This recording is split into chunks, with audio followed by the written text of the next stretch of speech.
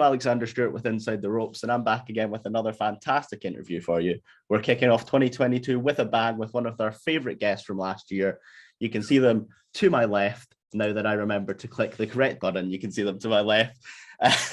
It is the incredible, the irreplaceable, the First Lady of Professional Wrestling, Miss Maria Kanellis-Bennett. Maria, Happy New Year. I know it's nearly February, but I think it's still okay to say that. I'm never really sure where the cutoff is. I mean, we go out about half as much as we used to, so it's very close to the New Year in my mind.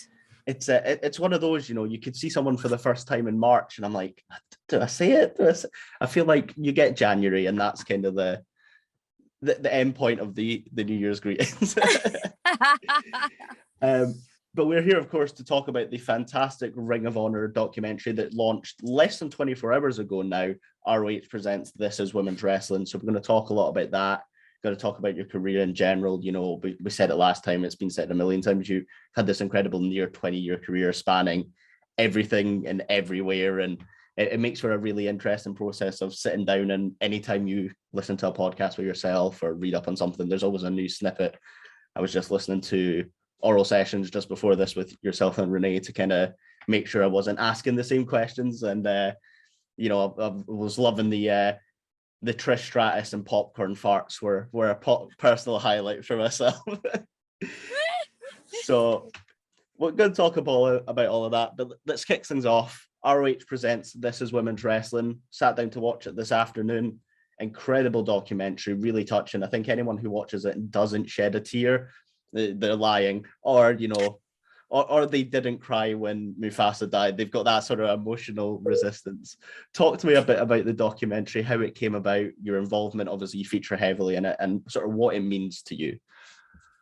So last year, actually now in 2020, when Ring of Honor first approached me about coming back, it was to head up the women's division and to really bring back the women's division that had been gone for about a year. And, that was my thought as well. As, I wanted to come back to wrestling, but I wanted to have a different role in wrestling.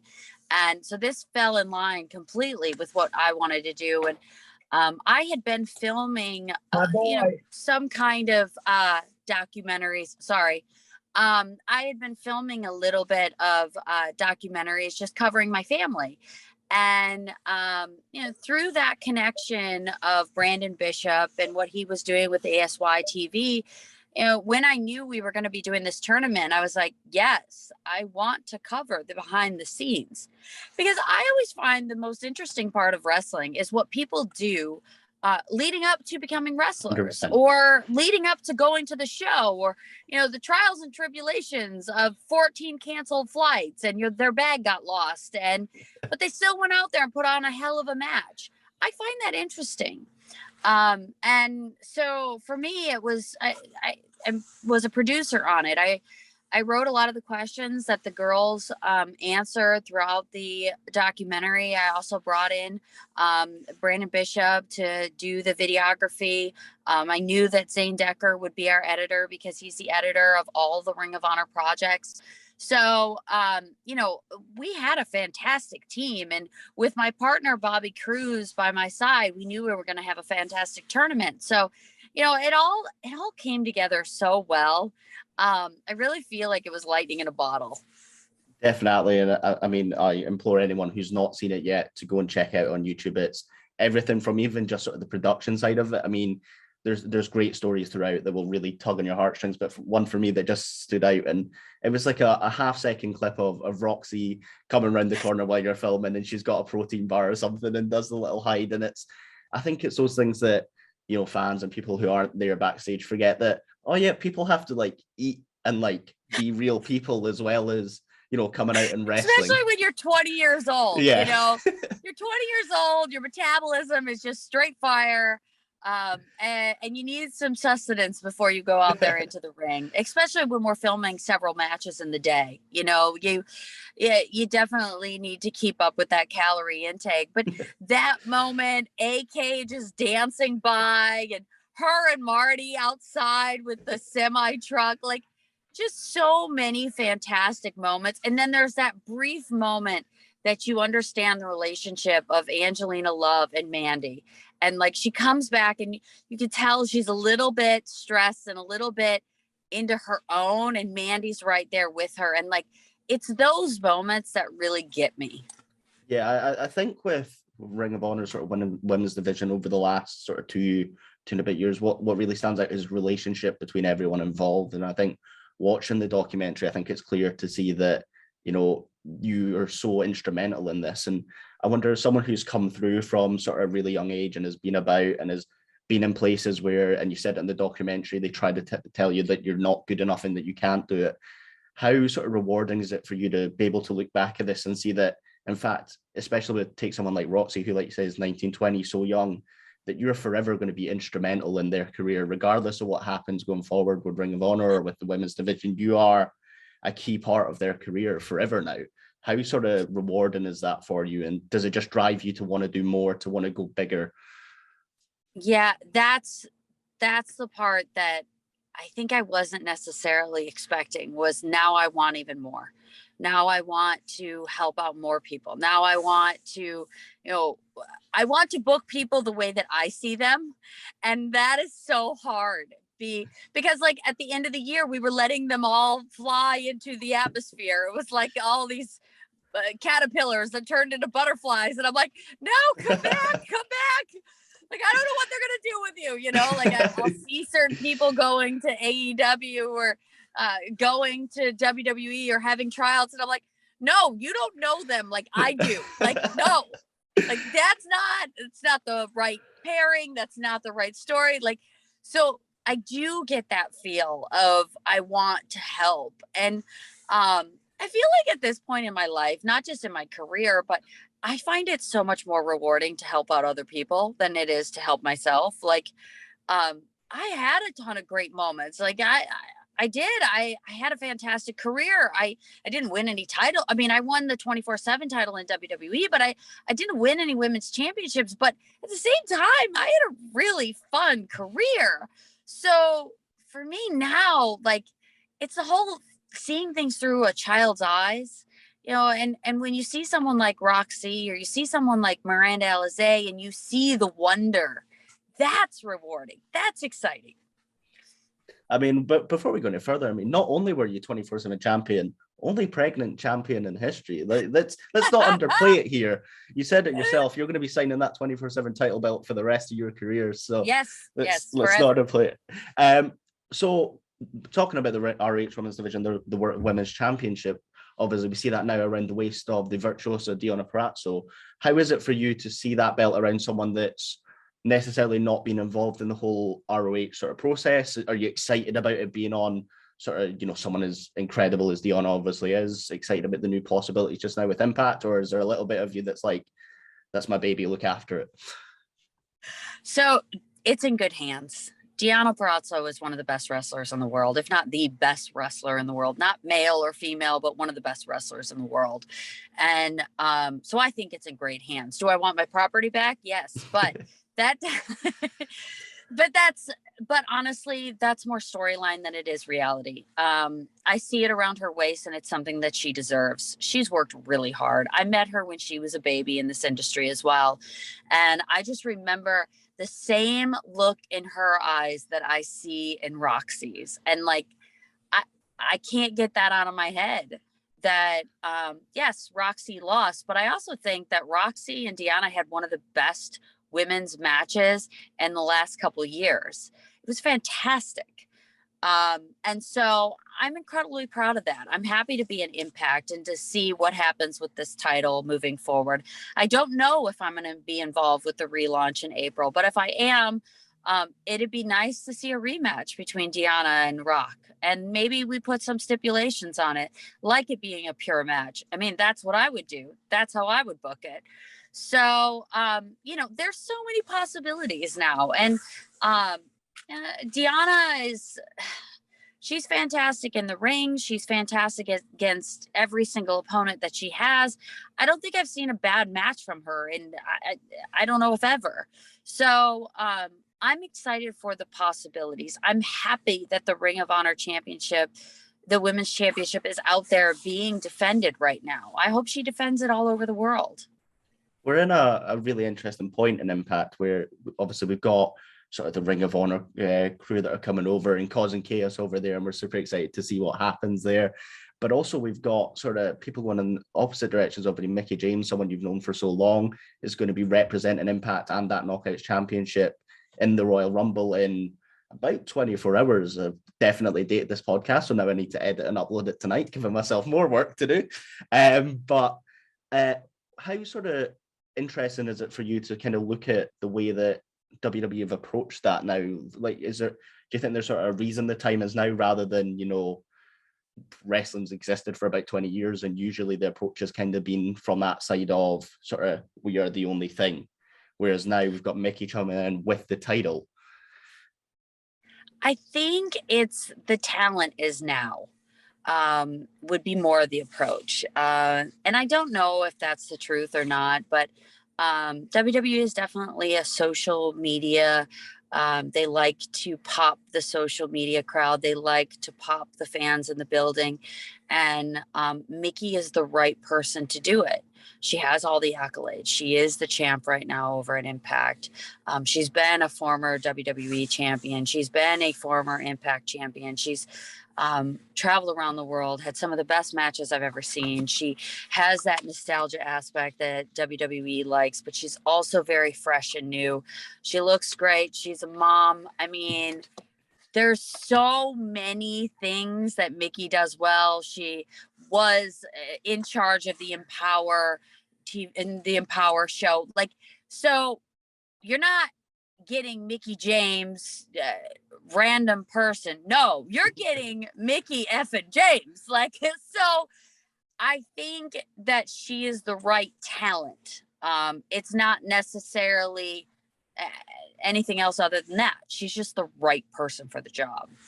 I think it's definitely, you know, an exciting prospect. I think there are a lot of similarities between yourself and Mickie in terms of sort of the way you have helped bring women's wrestling more and more to the forefront from sort of the back end. Mickie obviously still in ring as well, but with Empower and the ROH Women's Tournament. Now that you're sort of in Impact for now, is it part of you that's quite excited to have the chance to help out a new set of sort of knockouts in this case who you haven't been able to work for before, or are you kind of just taking a sort of back step and letting them come to you if they want advice? So for me, I think that the Knockouts division is in fantastic hands. Gail Kim is tremendous.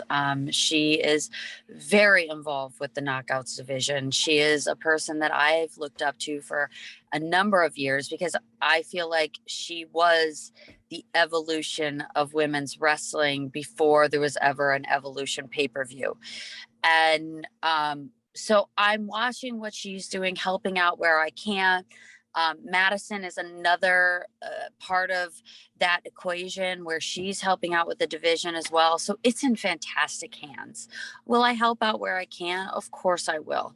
But right now it's more of a just see what the layout of the land is. And if I can help, great. If it's not needed, I'm not going to get in the way of such amazing, iconic women in this industry. I'm just not going to do it. I mean, Madison was the one that produced the wedding segment that I was involved with in Impact the last time. I know exactly how fantastic she is as a producer. So that's not my place. My place is to come in to help out where I can, but to also know that between the two of them and the entire writing and producing staff, it might be a good idea to just take a step back. I would be amiss if I didn't take this opportunity the day before the Rumble to talk to someone who has been in one about the sort of the experience backstage. Last time we chatted, you told me about sort of your experience in I think it was the 2019 Rumble when you came out, and that was kind of the moment you looked up and you just wanted to get backstage to your babies. So I'm not going to ask you if there was ever a moment where you thought about trying to go in this one, because I know the answer to that, but more so looking backstage and seeing the way sort of the talent are, is it something special or is it kind of business as usual for people backstage? So WrestleMania season is always special. I think that there's always that bit of nostalgia, that bit of excitement. You know, you work as hard as you can to get in the best shape of your life come around this time of year. Um, but as I had talked about before in past interviews, it didn't have the same feel as it did in 2009 or 2008, or when I would bring my whole family. You would be so incredibly proud to have them sitting up in the box seats and eating catering and meeting everybody else's families. And it just didn't have that feel the last time I did it. And maybe that's just me. Maybe that's just, sometimes we remember things when we're younger that aren't true. I don't know. Just for me, I think that everybody gets incredibly excited about WrestleMania season, and I think it always will be that way. What interests me is we talk about sort of, the sort of so-called forbidden door that's kind of been talked around, and it's been talked about in the past that there wasn't really as much of a transition of female talent involved in that for whatever reason, whereas now we're kind of really seeing, we talked about Mickey, we talked about, Deonna with the title. How important do you think that sort of talent sharing, I feel like might be the right word, in terms of like helping develop everyone and sort of raising the quality of everyone together? It's an interesting time in wrestling, because if you want to watch anyone, whether they're from Podunk, Mississippi, or in the middle of nowhere, Nevada, you can watch them, and they're on YouTube, or they're on streaming service, or Fight TV, or all these different places. So you can't ignore the talent that's out there. And if you do, you're being left behind. I mean, Danhausen, perfect example. Half the crowd knows exactly who he is. When he came out, oh my gosh, it was an explosion of of memes and of all this stuff. But then there's another side that half the crowd doesn't know. But you're not going to alienate the fans that do know, because they're streaming all these different wrestlers on a weekly basis. So that's kind of the world that we're in right now. I like this documentary, and I liked how it was set up, because I feel like this is the wave of the future. I feel like if you're the home of a particular wrestler, take Mickie James, or take Danhausen, for example, telling that backstory might be the best way of saying, no, this is their home. And then you can connect the dots between all these different companies. When we were doing the tournament, we didn't shy away for talking about Maserati's FSW championship. We didn't shy away from talking about Trish Adora's title. We didn't shy away from those things, because it added credibility to our company and to our tournament. So in order to be AEW or Impact or WWE, you can't just ignore the fact that Mickie James is Impact champion. If you're going to bring her back, she better be holding up that title high, because it adds credibility to whoever wins the Royal Rumble, which I hope it's Mickie, because I think that would be a nice full circle moment, but who knows? Definitely. And I think, you mentioned Danhausen, and I've got to say his little cameo in the documentary I was sat there watching it, and it just popped up, and someone who's seen a mix of Danhausen, but it was unexpected. Danhausen was a nice surprise. So yeah, there was a few people. I was like, okay, we have to get the Briscoes. We have to get Danhausen. And then I definitely wanted a moment in there with me and Bobby Cruz, because Bobby wanted to be in the shadows. He wanted to be in the background for most of this, but the entire time we were bouncing ideas off of each other. He was as much as I was involved with the women's division, so was he. So we were partners throughout the entire year, but he just didn't want to be on camera. I think one of my favorite things to come out of, obviously, sort of the otherwise quite sad events of the end of the year we're Ring Honor, is kind of the love for people outside the ring, the likes of Ian and the likes of Bobby and the likes of yourself. It really showed that, at least to the Ring of Honor fans and the wider wrestling community, that they were a part of it and they were appreciated. And I think that's something that has kind of really motivated me to keep an eye out and cross every finger and every toe that we can get that back and keep that family together, because it's Ring of Honor was, and it will always be, something special. But I think, so to wrap things up, we've got 2 quick fire questions, and then always like to end on something that the guest has never been asked before, because before, when you get home and you're talking about your interviews for the day and how they went, I want you to remember that one random question that the guy in the weird hat, because he didn't fix his hair, had asked you. That's the plan. So quick fire, we take these from, if you remember the old sort of WWF style magazines where it had like the superstar profiles. Those were my thing growing up. So it's, I mean, for copyright purposes, it's completely different, but otherwise it's that. So you've been in a plethora of locker rooms, Ring of Honor, WWE, Impact, all over the globe. If I was to say the words locker room joker to you, is there one name that immediately jumps out as like, oh, they were trouble. Oh, they are the one. Oh gosh, I don't know. There's not one that jumps out on me, but Mickey's always fun in a locker room, always fun. Like, always just finds a way to laugh and have a good time. So I would say her. Mojo, he's just a wild man, brilliant, but just a wild man. So I would say that. Carlito back in the day, oh my gosh, ridiculous. He always knew where the party was. Yeah, I would say them.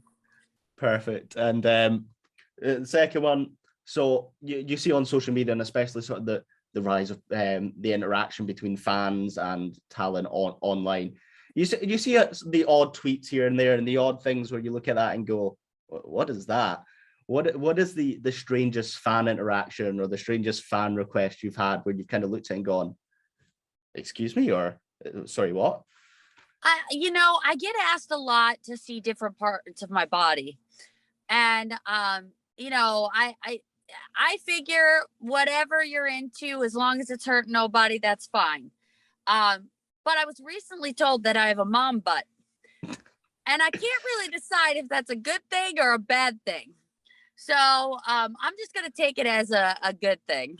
I feel like that is a phrase I don't think I've ever heard, but it's also one I'm probably not going to put into Google, because I can only imagine the search you get results. A lot of trouble doing that. Yeah, I think I might get sacked from the work computer if I do that. But I mean, I would take having a mum butt, so we'll go with that. It's fine. So, like we said, we're going to end something on a bit different.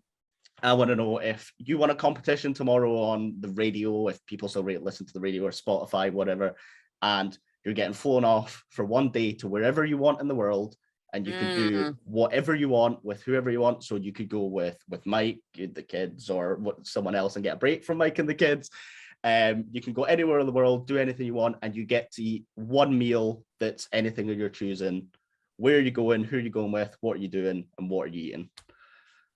Oh, wow. Okay. So Mike and I had gone to Versailles many years ago. And I feel like we should go back now at this point in our life. Now that diet is more of a suggestion to me than it is like a, hey, we need to stay on the stick. And I would love to go back to Versailles with Mike and eat all of the pasta and all of the sweets and all of the chocolate. And yeah, because it was such a beautiful place. But I always had in my mind of like, oh, I should be good because I've got to go on TV. And now I would be like, no, I'm in Versailles. I'm going to enjoy it all. Like, give me the chocolate cake. Yeah, I think I didn't have as much of appreciation for that trip. We were in Paris. We went to Bordeaux. We were all over France. And I think if we went back again, I think I would be like, nah, I'm just going to do what I want. Yeah, I feel that intensely. Like we were saying before we started rolling, I am trying to lose a few pounds before I go on holiday in October. And the one thing I've realized is you don't realize how much you can't eat until you're not allowed to eat it, or not allowed until you're trying not to eat it. Yeah. A friend was like, do you want to go to this nice new ramen place? And I get there and I was like, Oh, what is healthy? Nothing is healthy. Nothing at a ramen place. Yeah. Oh my goodness.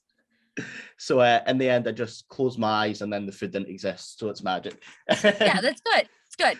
Well, Maria, thank you very much for that. It's been a pleasure. It was a pleasure last year. It was a pleasure this year. So as always, give you an opportunity to plug anything you want to plug, as always as well. Ring of Honor, This Is Women's Wrestling, YouTube. But other than that, Maria, anything else you want to plug, your socials, Patreon, anything like that, floor is yours. Thank you so much. Definitely tune into This Is Wrestling, a women's wrestling documentary. It's on the YouTube channel for Ring of Honor Wrestling. We premiered it yesterday. It's gotten a lot of great accolades, but my favorite thing about it is it really shows the heart and soul of women's wrestling and what it can be. So I'm incredibly proud of it. I want to say thank you to every single person that was involved with it. Everybody really worked hard. It was a labor of love. I am on Twitter at Maria L. Kanellis. I'm on Instagram at Maria Kanellis. I have a Facebook page. It's official Maria Kanellis. And I also have an exclusive content page, and that's mariakanellisworld.com.